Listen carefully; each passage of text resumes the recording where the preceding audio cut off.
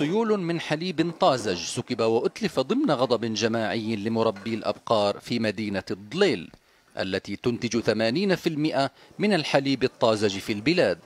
سخط جماعي على ما يقولون إنه إهمال حكومي ورقابي تجاه مصانع حليب دخيلة، واتهام بإغراق السوق المحلي بألبان وأجبان بديلة تضر بالصحة. المطلب الأساسي وقف جميع هاي المصانع، مصانع السرطانات تسمى بمصانع السرطانات، هذا أولا. المطلب الثاني وقف الحليب المجفف، لأنه في عندنا في البلد حليب طازة كويس الآن يذهب إلى المجاري. يدفع عطية إبراهيم وهو صاحب مزرعة أبقار ضريبة باهظة جراء إقدام الحكومة على إدخال مسحوق حليب صناعي بكميات كبيرة.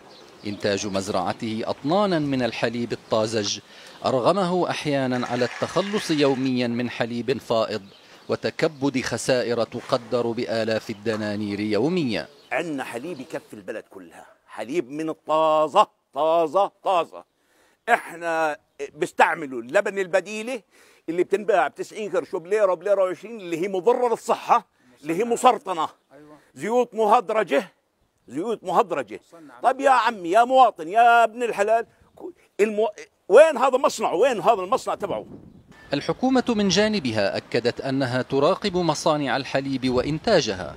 حاليا احنا في موسم الربيع، وبنعرف انه انتاج الاغنام والابقار، اغنام والماعز من الحليب ايضا يعتبر جزء منه منافس لحليب الابقار، وبالتالي بيزيد الكميات المستهلكه محليا. اللي بنتمناه على الاخوان المربين انه كمان ايضا ينزلوا السعر شويه، وبالتالي بزيد عمليات الاستهلاك. يجدر بالذكر ان السوق الاردني يضم 81 ألف بقره تنتج اكثر من 350 ألف طن من الحليب سنويا، مع إنتاج إجمالي يقدر ب60% على مستوى البلاد.